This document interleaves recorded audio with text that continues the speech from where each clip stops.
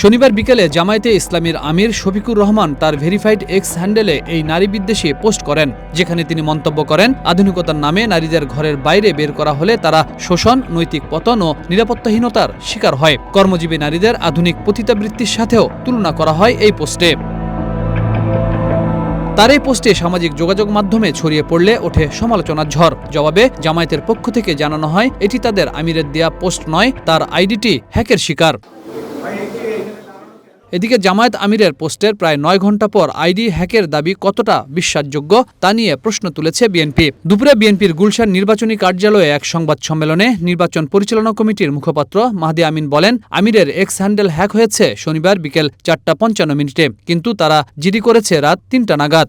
আমরা লক্ষ্য করেছি যে তারা গভীর রাতে ৩টা ৩০ অনেকটাই ভোর রাত, যখন হাতিরঝিল থানায় একটি সাধারণ ডায়েরি বা জিডি করতে গিয়েছেন, সেখানে স্পষ্টভাবে তারা উল্লেখ করেছেন বিকেল ৪টা ৫৫ অ্যাকাউন্ট হ্যাক হওয়ার বিষয়টি তারা জানতে পেরেছেন। যদি তাই হয়ে থাকে তাহলে এই দীর্ঘ সময় তারা কেন জাতির সামনে সেটি উন্মোচন করেননি এবং প্রায় ১২ ঘন্টা পরে কেন জিডি করতে হলো, যখন সারা দেশে মানুষ সংক্ষুব্ধ হয়েছেন? এই বিলম্বের আদৌ কি কোনো যৌক্তিক ব্যাখ্যা রয়েছে? তাছাড়া হ্যাক হওয়ার ঘোষণা দেওয়ার কিছুক্ষণের মধ্যেই সে অ্যাকাউন্ট ফিরে পাওয়ার দাবিটাই বা কতটা বিশ্বাসযোগ্য? এই প্রশ্নগুলো জনমনে ঘুরছে। মানুষ এই প্রশ্নগুলোর উত্তর যৌক্তিকভাবে জানতে চান। এর আগেও আল জাজিরায় নারীদের নিয়ে নেতিবাচক বক্তব্য দিয়েছেন জামায়াতের আমির শফিকুর রহমান। তার সেই ভাষা ও মানসিকতা কোনো সভ্য সমাজে গ্রহণযোগ্য হতে পারে না জানিয়ে মাহদি আমিন বলেন, জামায়াতের আমিরের মন্তব্য নারী বিদ্বেষী মনোভাবই বহিঃপ্রকাশ বলে মনে করে বিএনপি। তিনি তার এক্স অ্যাকাউন্টের পোস্টে গতকাল তথা ৩১শে জানুয়ারি বিকেল ৪টা ৩৭ যা লিখেছেন তার একটি অংশ অনুবাদ করলে দাঁড়ায়, আমরা বিশ্বাস করি যে যখন মহিলাদের আধুনিকতার নামে ঘর থেকে বের করা হয়, তখন তারা শোষণ, নৈতিক অবক্ষয় এবং নিরাপত্তাহীনতার মুখোমুখি হয়। এটি অন্য কোনো রূপে পতিতাবৃত্তির মতোই। উল্লেখ্য যে তিনি এর আগেও আল জাজিরার সঙ্গে সাক্ষাৎকারে নারীদের ক্ষমতায়ন প্রসঙ্গে নেতিবাচক মন্তব্য করেছিলেন। এ সময় বিএনপির মিডিয়া সেলের আহ্বায়ক ডাক্তার মওদুদ আলমগীর পাভেল বলেন, একটি গোষ্ঠী বিএনপি ও দলটির নারী নেতাকর্মীদের নিয়ে মিথ্যা তথ্য ছড়াচ্ছে, আর এসব করে তারা ১২ তারিখের ভোট বানচাল করতে চাইছে। দলের নেতাকর্মীরা যেন ফাঁদে পা না দেন সেই আহ্বানও জানান তিনি।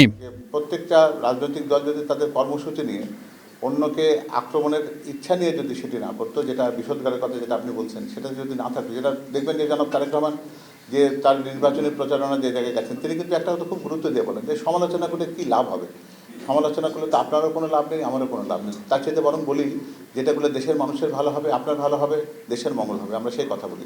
জামায়াতে আমিরের এমন মন্তব্যে রোববার দুপুরে ঢাকা বিশ্ববিদ্যালয় ক্যাম্পাসে প্রতিবাদে নামে ছাত্রদল। এ সময় ক্যাম্পাসে বিক্ষোভ মিছিল করে তারা। পরে সংবাদ সম্মেলনে ছাত্রদল নেতারা বলেন, জামায়াতে আমির তার মুখোশ উন্মোচন করেছেন, অ্যাকাউন্ট হ্যাক হয়েছে বলে দেশের নারী ও শিক্ষার্থীদের বিভ্রান্ত করা হচ্ছে।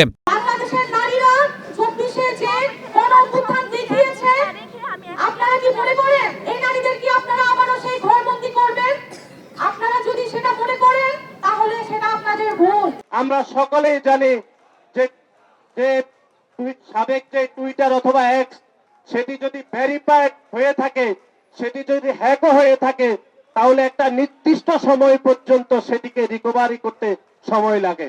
সুতরাং আপনি যদি বলেন ৫ মিনিটের মধ্যে আপনার আইডি হ্যাক হয়েছে, সেরকম অসত্য, মিথ্যা, প্রতারণাপূর্ণ বক্তব্য বাংলাদেশের মানুষ বিশ্বাস করে না। একটি দলের প্রধান হয়ে, বাংলাদেশের এক্সিস্টিং রাজনৈতিক দলের প্রধান হয়ে তিনি বাংলাদেশের যেখানে ৫২% ভোটার নারী, সেই ৫২%কে অবমাননা করে তিনি জানিয়েছেন যে কর্মজীবী নারীরা নাকি প্রস্টিটিউট।